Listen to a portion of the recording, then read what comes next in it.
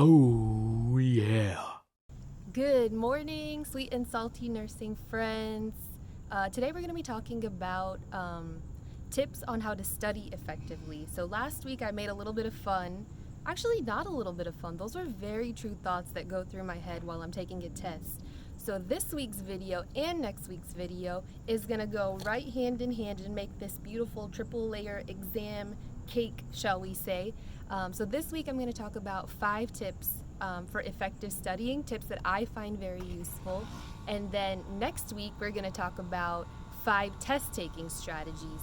I am not the best student in the world. I made good grades in nursing school. I'm a good student, but I am a champion test taker. I have 0 test anxiety.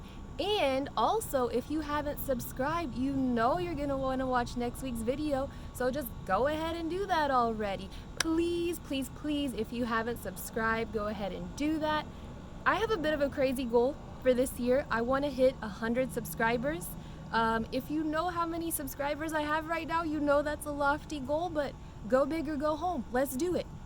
Thank you so much for subscribing if you haven't, and if you are one of my handful of people, I have less subscribers than I have toes right now. So if you are one of my few but precious subscribers, I thank you so much. And the rest of you, I don't know what you're doing, but go ahead and jump on board this ship. It's gonna be fun. Raise your hand if you are guilty of doing this. Don't be shy. Here's my pencil, here's my notebook, here's my 3 favorite highlighters, here's my lucky pen, here's my charger, here's my backup charger, here's my laptop. 1 hour later.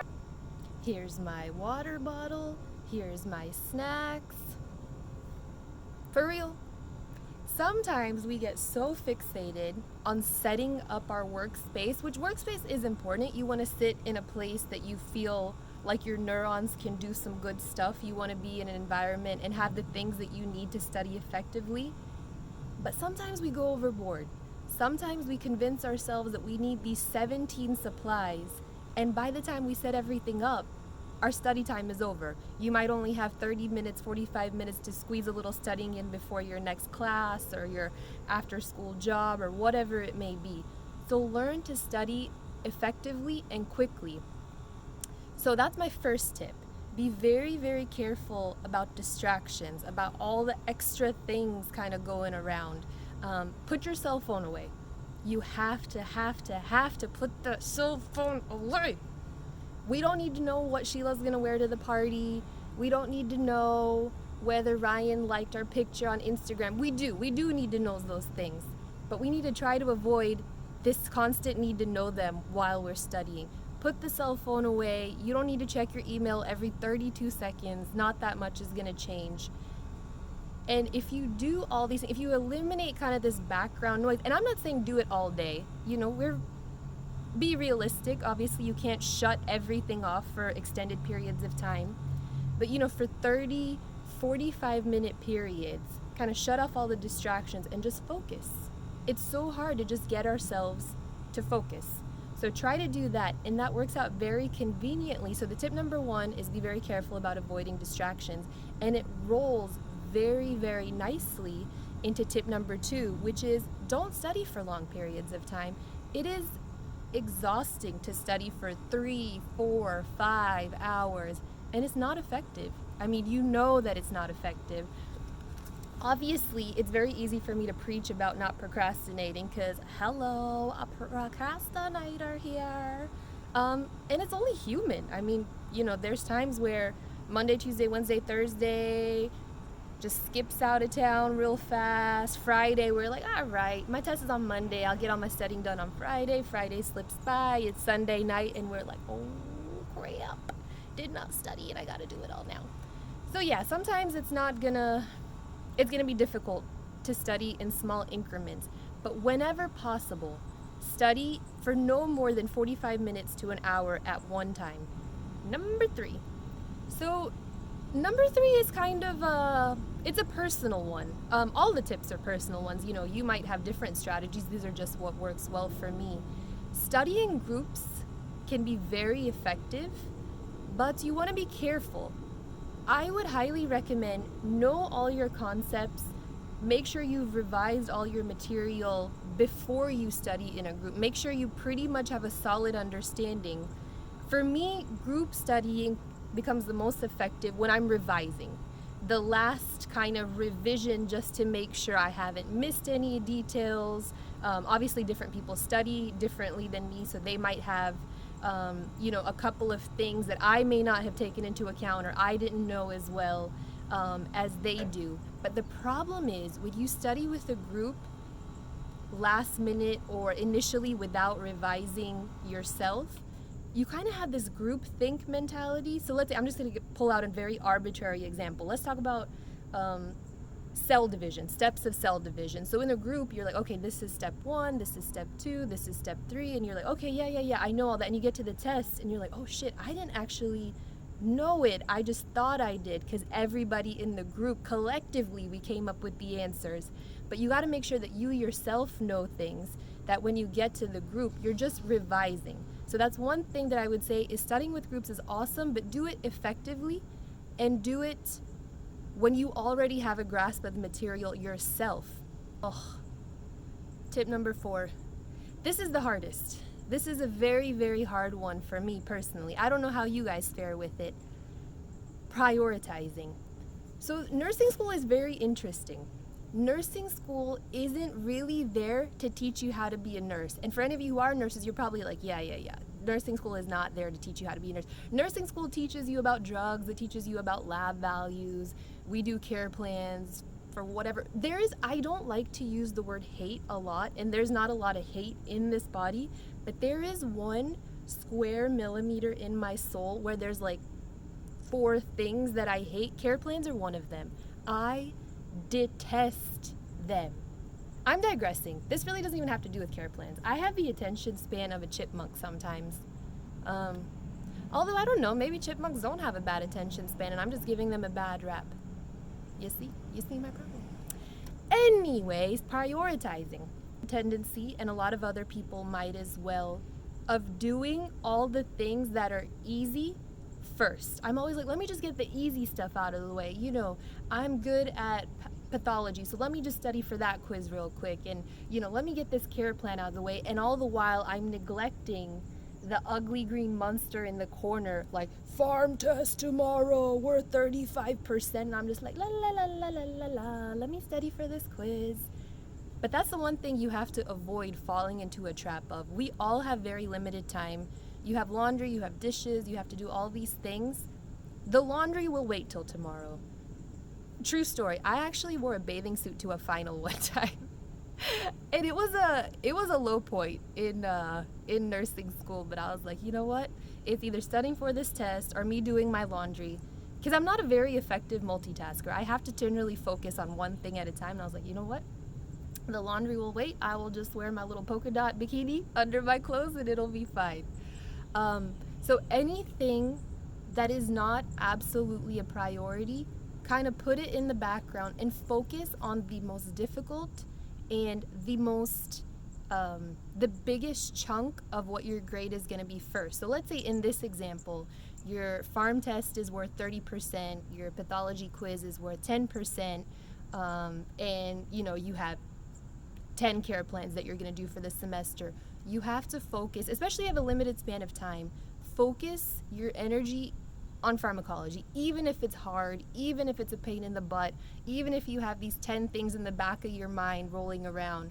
Because the worst stress is when you save the thing that you like the least or that's hardest for you till the end. Because by then you're mentally fatigued, you might be physically fatigued. So tackle whatever is hardest first. That is one of the best tips that I can give you. And always keep an eye on the bigger picture. When you get overwhelmed with things, focus on, okay, what is the most important thing for me to accomplish right now? What is going to be the biggest part of my grade? What's going to contribute to my success in the long term? Your laundry can chill, your dishes can chill. It'll be fine. Might be a little funky smelling, but it'll be fine. So focus on what's more important first. And also, I was trying to make this point earlier, but I got distracted with my chipmunk talk, that nursing school isn't really there to teach you how to be a nurse. It teaches you information that you're going to employ while you're a nurse, but it really teaches you of like, okay, you have these 4 patients. One isn't breathing very well, one's blood sugar's too high, one of them has to go to the bathroom, and another patient's family member has a question. What order are you going to address these concerns in? Nursing school teaches you how to manage stress. It teaches you how to learn how to prioritize. It teaches you to sometimes you're going to have to let things go. You're not going to be able to do things to 100% every single time. So that's what nursing school does. That's what I've gotten out of nursing school. It's not there to teach me how to be a nurse. That you learn when you actually practice becoming a nurse. It's just there to teach you how to think and how to prioritize and how to realize that sometimes some little things are just going to have to go. That's what nursing school is really about. So if you kind of keep that mentality in nursing school, I think it really helps to alleviate some of the stress that all the little details can give you. And tip number 5, this is actually my absolute favorite. It's not a hidden gem, other people do it too, but I think it's the one thing that I don't hear as much when people talk about studying tips, and I think it's so effective. And that is teaching the material that you've learned to someone else. You truly, if you want to know whether you really have a grasp of a concept, of a sequence of events, of anything really, if you can teach it to someone effectively, clearly, and the other person can say, oh, okay, I understand what you're explaining to me, that's when you really know you have a grasp of the material. If you have a person who's in the same class as you, if you guys are learning the same material, that's useful. Sometimes though, I think it's even better to teach it to someone who doesn't know that material already, because that way you truly know whether you've made them understand it or not. Let's say it's 3 o'clock in the morning, you don't have someone to teach the material to. Teach it to yourself. I know that sounds so weird. Record yourself explaining steps of whatever. I keep throwing out cell division because that's what's coming to my mind right now. Whatever it may be. Take a video of yourself explaining the concept, explaining the chapter, explaining the main points of what's going to be on your next test, and play it back and see if it makes sense to yourself, and see what holes are still left, and then fill those in. I think that is the best, most effective tip I can give you. Hopefully it's going to be very useful to you. Please, like I said, please subscribe if you haven't already. If this video was effective for you, if you found anything helpful, please give me a big thumbs up. Please comment below. Tell me what other study tips you find very effective. The whole idea behind this channel is to build a community. So these are my 5 things that I think are effective, but maybe your comments might help someone else do great at a test, or you might have another question about how do I approach this in nursing? How do I approach that in nursing? Either I can answer or someone else from this nursing community can answer your question. So please comment below what other kind of videos you'd like to see, any tips, suggestions, questions, anything I can do to be a resource for you. I would love to do that. And until we see each other next time, keep it sweet and salty, my friends. Bye. I just had a really ironic thought that I just have to share with you real quick. I was like, Kanika, what if they're studying for a test and your video ends up being the distraction from studying? So don't let my video be your distraction. Let my video be something that you watch when you have plenty of time before your exam or after your exam in preparation for the next one. I was just like, man, that would be so ironic if I'm your distraction. Don't let me be your distraction. Also, I just have to point out, if you're wondering if there's ice cream on my shirt, there is ice cream on my shirt. How can you have a bad day when you have ice cream on your shirt? You just can't. You can't have a bad day. Anyways, I just had to share that really quick. Happy studying, make good grades, make wise choices, and I'll see you next time. Bye. Until